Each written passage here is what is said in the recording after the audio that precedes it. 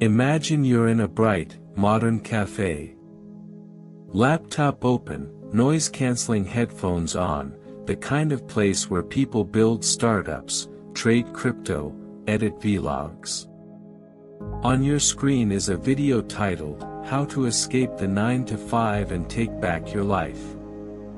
You nod along, you even feel that little spark in your chest.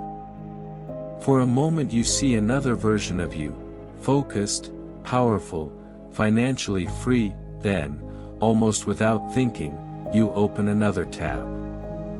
You scroll social media. You answer a few pointless messages. You check the same 3 apps in a loop. By the time your coffee is cold, nothing in your life has actually moved 1 inch. You consumed inspiration, and stayed exactly where you were. Another day, you're at a reunion, a wedding, a friend's housewarming in another city. Someone your age is talking about the company they started, the country they moved to, the risks they took that somehow worked out. When it's your turn to share, you hear yourself say the same safe line, "Yeah, work is fine. Nothing special, just busy." They nod, you smile, you raise a glass. You play your role. On the way home, that smile feels less like your face and more like a mask that's starting to crack. There's a quiet shame underneath, not because you have a normal life, but because you know you've been playing small in a way that even you can't respect. Or it's just you, alone at night with your phone glowing inches from your face. You save videos about investing, deep work, morning routines. You bookmark posts about mindset, abundance, purpose. If someone looked at your saved folder, they'd think you're on the verge of some massive breakthrough. But when the alarm rings the next morning, the version of you that actually gets out of bed is the same as yesterday, tired, slightly resentful, half convinced that big lives are for other people, not for you. If you're brutally honest, you can feel the split inside. There's a part of you that can see a higher timeline, 1. More money than just surviving month to month, 2. Work that doesn't kill your soul, 3. Relationships where you're not begging for crumbs of attention or respect, and then there's the part that actually runs your day, 1. The part that says, "I'll start next week," 2. That chooses comfort over courage again, 3. That quietly believes you're not capable, not ready, not enough. Which one is really in charge when you make decisions? Which one is swiping your card, accepting that job, saying yes when you mean no? You blame the economy, the job market, your country, your parents, your education. And all of that matters. But what if, under all those factors, something far more intimate is holding you down, a lower self that is addicted to being small, safe, and predictable? A lower self that would rather keep you broke than risk rejection. That would rather keep you lost than face the terror of choosing a direction. That would rather keep you powerless than admit you've been abandoning your own potential for years. What if the reason you stay broke isn't only your salary, but the you who always finds a way to spend extra money as soon as it appears? What if the reason you feel lost isn't because there's no path, but because your lower self keeps dragging you back into the same safe, confusing loop? What if your sense of powerlessness isn't an objective truth, but a story this lower self repeats until you can't hear anything else? That's the part most people never want to look at, the possibility that your life is not just limited by the outside world, but by the version of you that you keep allowing to drive. So the real question is not, how do I change my life?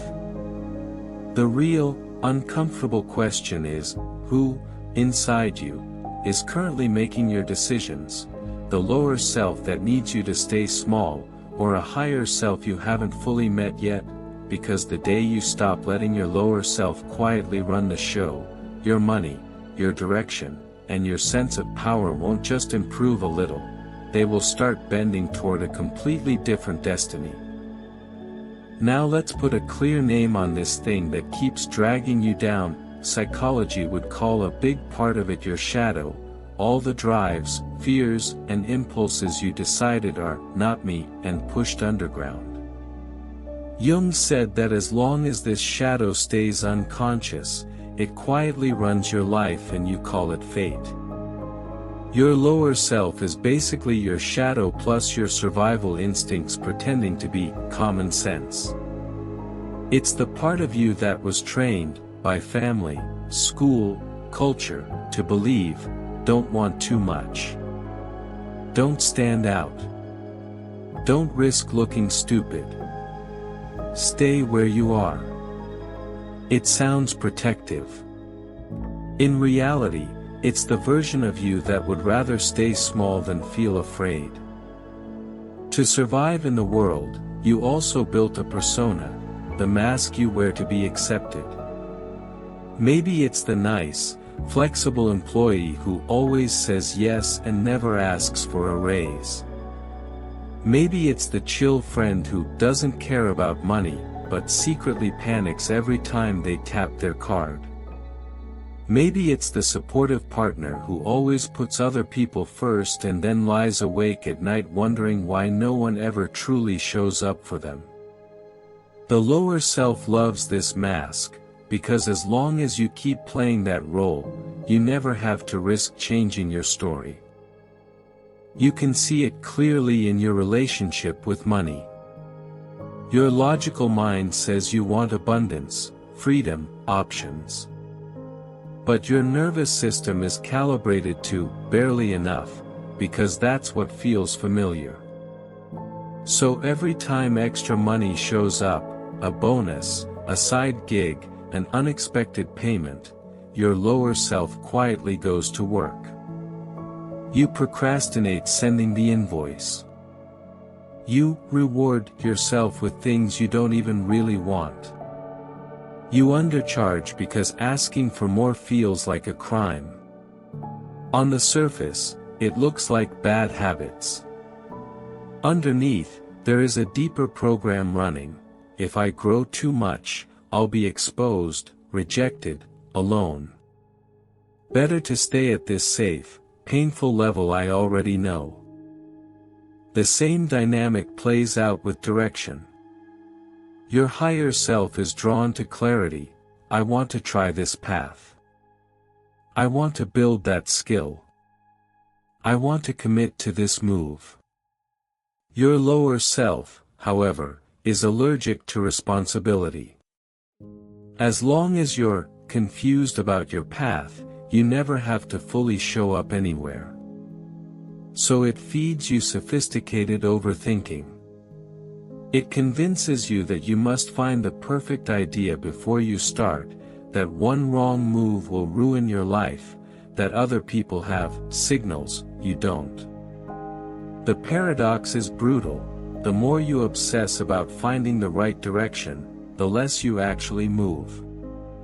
Being lost becomes safer than choosing. And then there's power, your sense of being an active agent in your own life. Many of us grew up in environments where we were too small to change anything, parents fighting, unstable money, teachers or systems that didn't care. You learned a quiet lesson: my job is to endure, not to influence. That helpless child doesn't disappear when you become an adult, it just moves into your decisions. So when your boss crosses a line, you freeze instead of drawing a boundary. When your partner disrespects you, you explain it away instead of walking away. When life offers you a chance to step up, you say, "I'm not ready," and call it humility. In reality, it's the lower self protecting an old identity, the one where you don't have to own your power. Put simply, shadow is the part of you you've exiled, persona is the costume you wear to be loved, self-betrayal is what happens in between. Every time you break a promise to yourself to keep someone else comfortable, your lower self wins. Every time you say, "It's fine," when it's not, you teach your system that your needs don't matter. Every time you feel a surge of anger, desire, ambition and immediately shut it down because it doesn't fit the image you want to project, you reinforce the story, "I am the kind of person who stays small." You don't have to say those words. Your behavior signs the contract for you.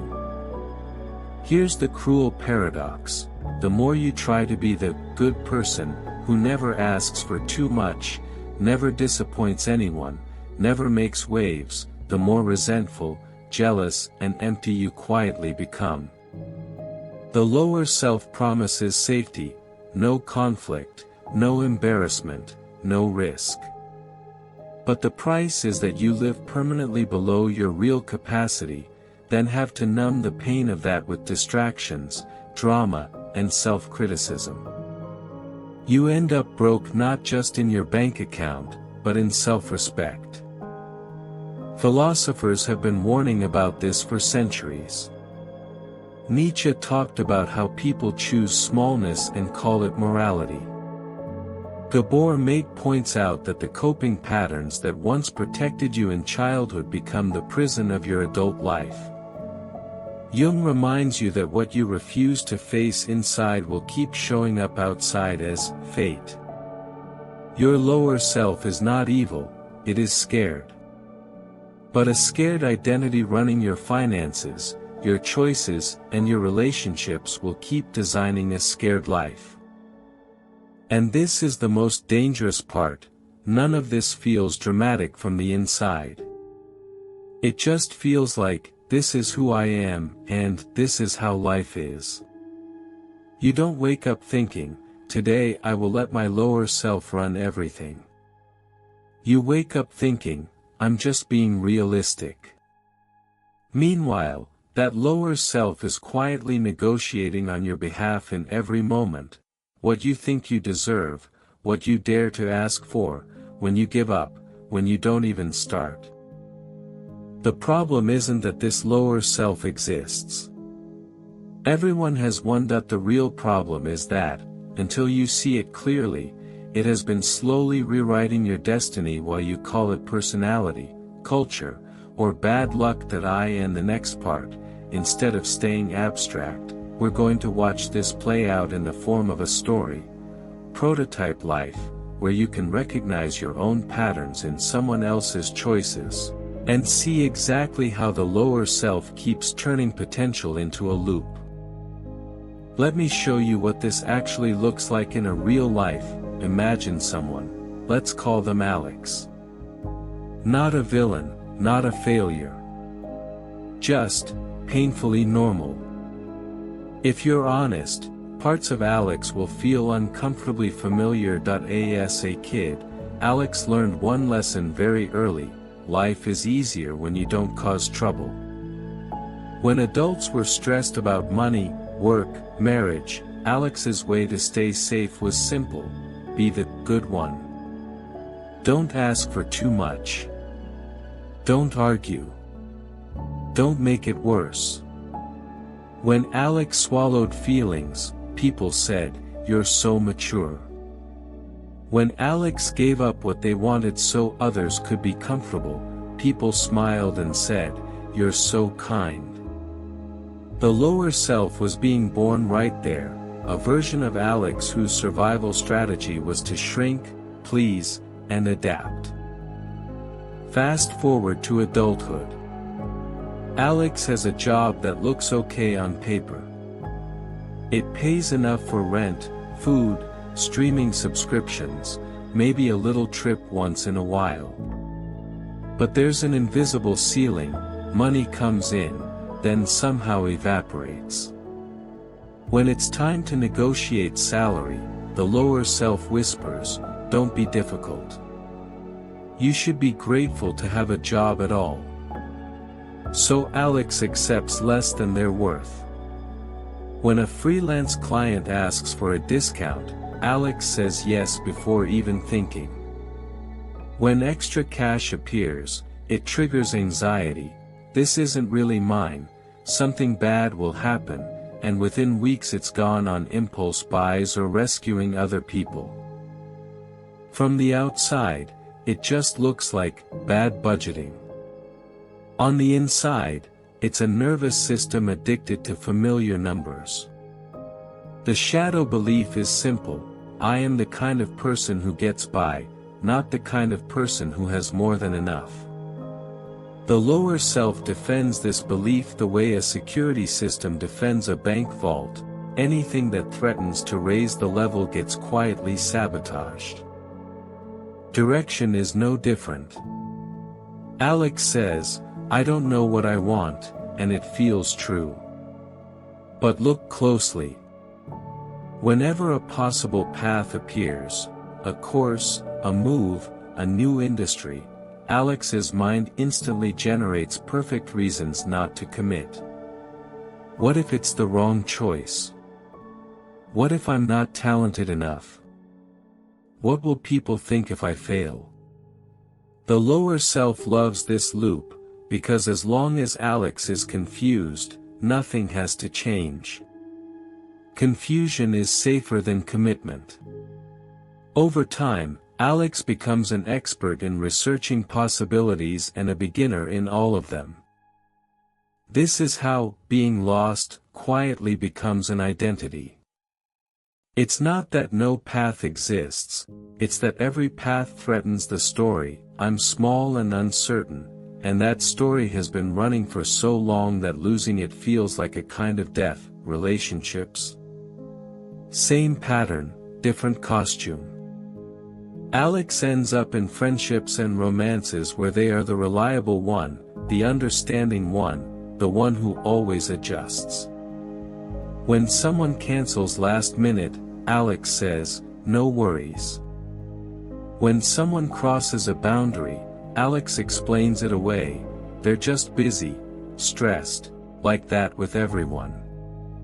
The lower self secretly needs these dynamics, because they confirm its core script: my job is to be chosen, not to choose. My value is what I do for others, not who I am. Underneath, resentment slowly grows. Alex scrolls past couples who seem to truly see and support each other, co-workers who are respected instead of used, people online saying, I walked away from what wasn't right for me, and something inside aches. Not because Alex wants drama, but because some buried part knows, I have never allowed myself that kind of self-respect. Now zoom out over 10 years. No major catastrophe, no movie-style rock bottom, just a quiet, chronic misalignment. Financially, Alex never falls into the street, but never climbs out of worry. That constant low-level stress eats into sleep, health, and creativity. The brain, stuck in survival mode, literally has less bandwidth for long-term planning or bold ideas. I'll figure it out later becomes a permanent setting. Professionally, Alex doesn't get brutally fired, they just slowly slide into the background. Colleagues with less talent but more entitlement move up. Alex becomes the person everyone relies on but no one promotes. The belief, I'm not leadership material, proves itself true, not because it ever was true, but because the lower self made sure Alex never behaved like a leader long enough to find out. In love, Alex rarely experiences explosive heartbreak. Instead, it's a pattern of half relationships, almost seen, almost valued, almost chosen. A string of connections where Alex gives more than they get, and leaves quietly when it hurts too much, telling themselves, I guess that's just how it is. After enough cycles, the lower self upgrades its script from, "I'm not enough," to, "This is what love is." Once that belief locks in, even good people will be filtered out. Either Alex won't notice them, or will feel strangely uncomfortable around them. Here's the scariest part. None of this looks dramatic enough from the outside to shake Alex awake. There's no scandal, no obvious villain to blame. Friends might even say, "You're doing fine." And that word, fine, is exactly the problem. Fine is the perfect climate for the lower self. Not hell, not heaven. Just lukewarm. Just enough comfort to anesthetize the pain. Just enough pain to keep Alex scrolling and dreaming about a different life instead of building it. Underneath the daily details, several invisible forces are working together. Status quo bias. Your brain prefers familiar misery to unfamiliar possibility. Loss aversion. Your lower self would rather lose opportunities than risk ego bruises. Confirmation bias. Every time something goes wrong, it whispers, "See. This is who you are," and collects those moments like evidence in a trial. Culture joins in, too. Workplaces quietly reward the dependable self-sacrificer. Families praise the child who doesn't rock the boat. Whole societies tell stories about knowing your place, being realistic, playing it safe. The lower self doesn't have to invent these messages, it just selectively amplifies them until they sound like universal truth. One day, Alex sits on the edge of their bed, late at night, phone face down for once. There's no big crisis, just this heavy, precise sentence landing in the chest: "If I keep going like this, I already know exactly how my life will feel 10 years from now." Not the details, not the job title or address, but the tone, this same mixture of low-grade anxiety, envy, and numbness. That realization is more terrifying than any single failure. Because it's not about what happens to Alex anymore, it's about who Alex will remain if nothing changes, a person who always glimpsed more, but never let themselves become it. And here is the question you're meant to hear behind Alex's story: how much of this is already you? If you can see yourself in these patterns, not as a judgment, but as a mirror, then you're standing at the same silent crossroads. The lower self will do everything to keep you there, politely, indefinitely. It will call passivity, patience, fear, humility, self-abandonment, love. So the real tension is this: is there any version of you that's willing to betray the lower self before it quietly finishes writing your life? In the next part, we're going to talk about what that betrayal actually looks like, not in theory, but in small, concrete acts of rebellion. Not the fantasy of waking up as a completely different person, but the very real, very uncomfortable first steps of choosing a higher self in a life that has been designed around the lower one. Here's where the rebellion actually begins. And it's probably not where you think. Most people try to change their life by giving their lower self better tools, another productivity app, another budgeting system, another how to be confident hack. That's like giving your jailer a nicer uniform and expecting the door to open. The counterintuitive truth is this: your life starts to change the moment you stop trying to improve your lower self and start acting, deliberately, from a different identity, even while the lower self is screaming in the background. So the first principle is this: you don't wait to feel like your higher self before you act. You act as if you already are, and let your feelings catch up later. Your lower self wants you to believe that your emotions must change first, then your behavior, then your life. In reality, the order is flipped. You behave differently while still scared and doubtful. that behavior slowly rewires your identity, and your emotions follow last. At the beginning, every step out of the lower self will feel wrong, selfish, arrogant, risky. That discomfort is not a sign you're failing. It's a sign you're finally betraying the version of you that keeps you broke, lost, and powerless. The first move is separation. As long as you are your lower self, you cannot question it. So you start talking to it as something distinct. Give it a name if you have to: the cheap voice, the small me, the safety officer. When it says, "Don't ask for more," they'll think you're greedy. You don't automatically obey. You notice it, almost like you'd notice a pop-up on your screen. Interesting. That's my lower self trying to protect the old story again. This one tiny pause, the act of observing rather than merging, is you stepping into a higher vantage point. You're no longer just the character, you're starting to become the one who writes the script. Then you bring this separation into money, because that's where the lower self loves to hide. One very practical experiment: before you pay anything or agree to anything involving money, you ask one question: who is making this decision right now, my lower self or my higher self? Your lower self spends to escape feelings, to look good, to keep up, or to rescue others at your own expense. Your higher self spends to build stability, options, and future power. So you start with small actions that violate your old pattern, setting up a tiny automatic transfer into savings even if the amount feels laughable, raising your rate a little with one client, saying, "I need to think about that offer," instead of immediately discounting your value.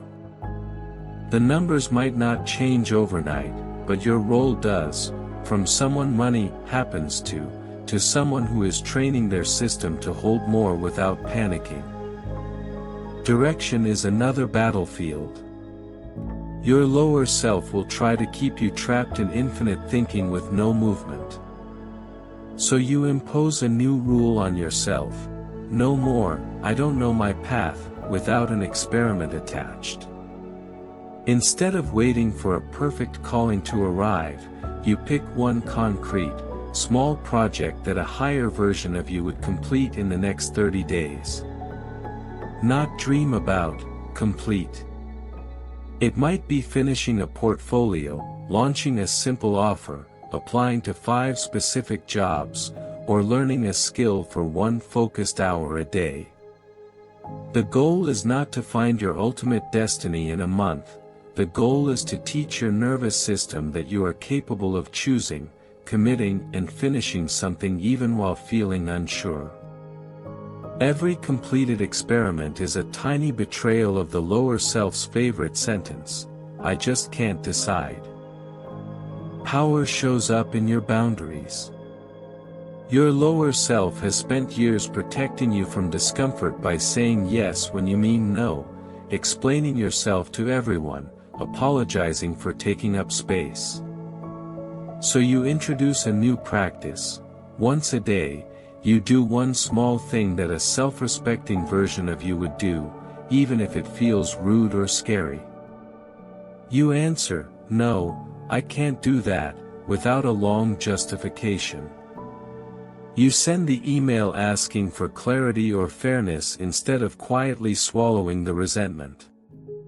You let a message sit instead of instantly replying out of anxiety. These acts are tiny on the outside, but internally they send a shock through the old wiring: I am allowed to protect my time, my energy, my standards. The lower self will call this selfish. Your higher self will recognize it as the first breath of agency.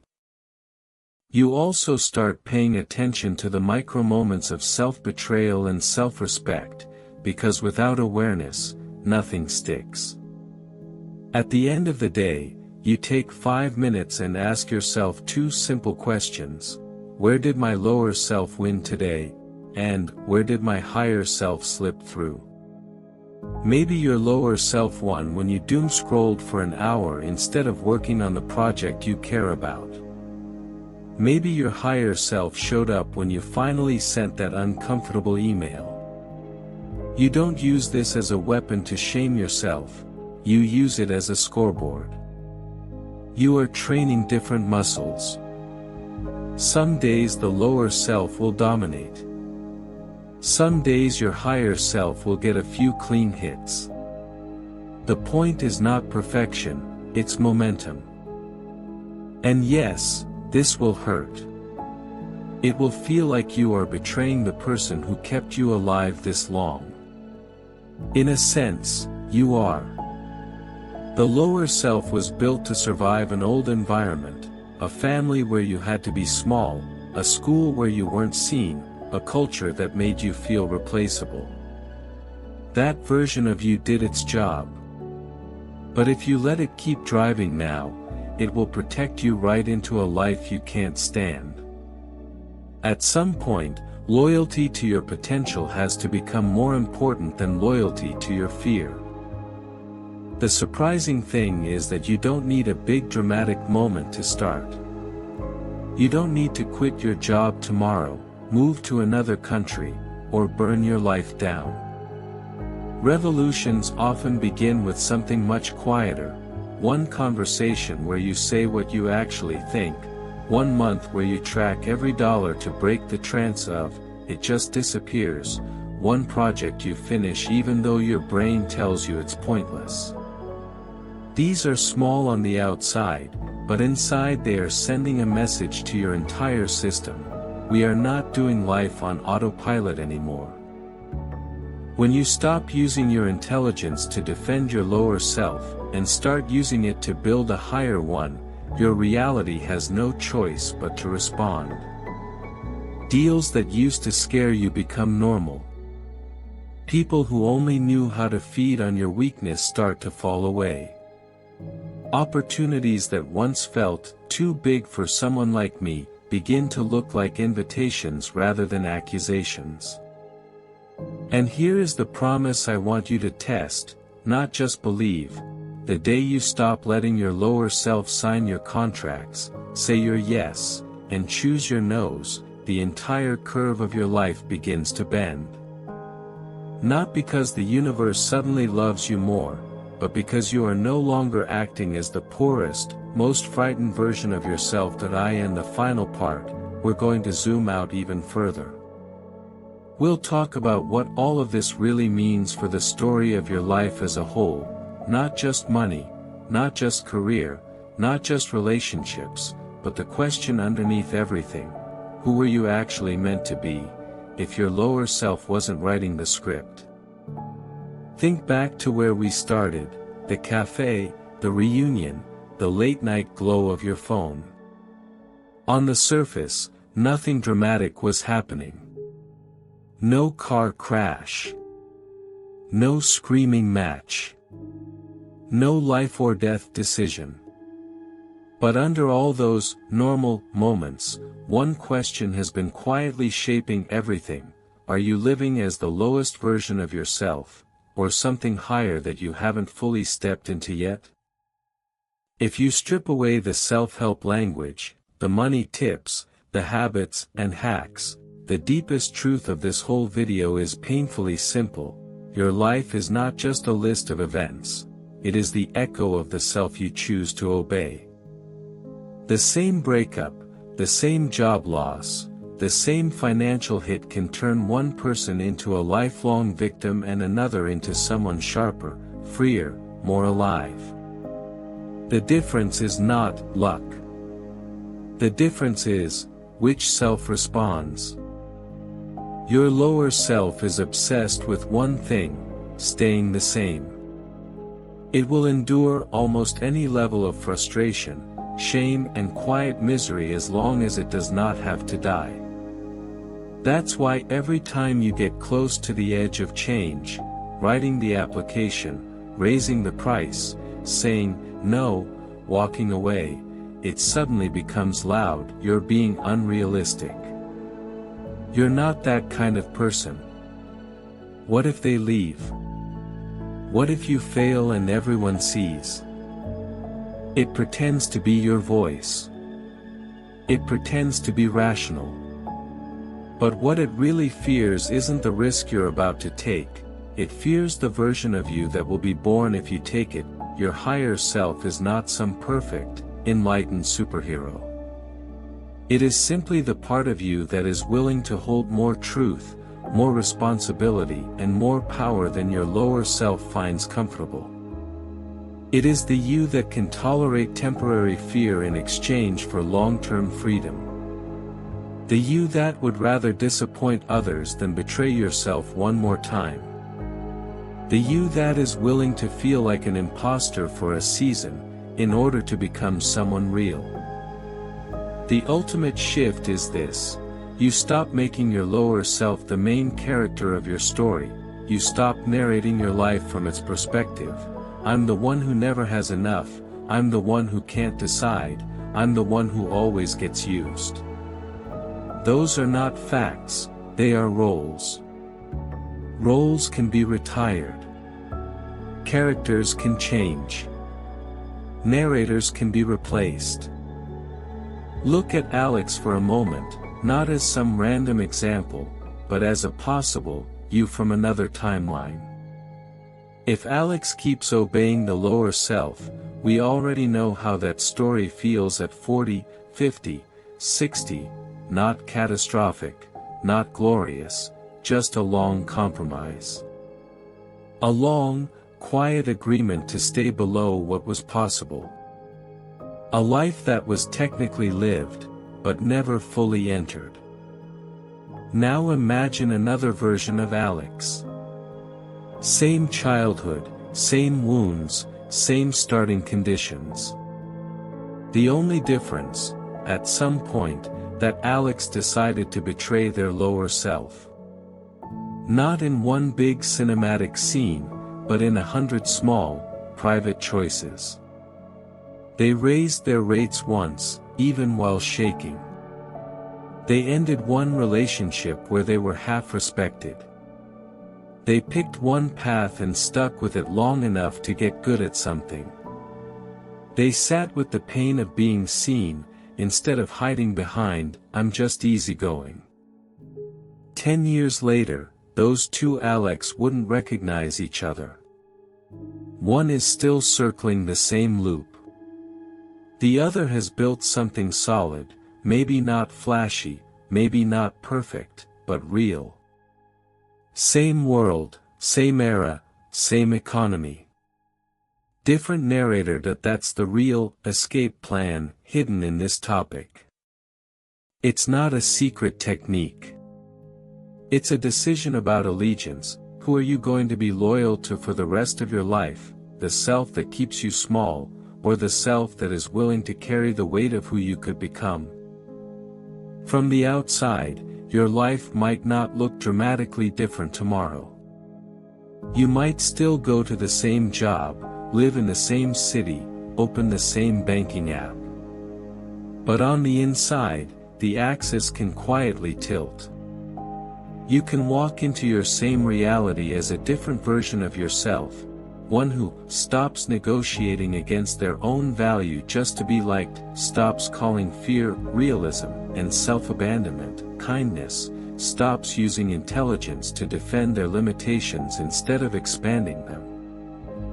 And here's the destiny promise I want to leave you with, not as magic, but as mathematics of the soul. If, day after day, you let your higher self make just 10% more of your decisions than before, about money, work, love and time, your entire life becomes unrecognizable faster than you think, because every higher choice doesn't just change an outcome, it changes who you are willing to be next time. So now the camera turns to you.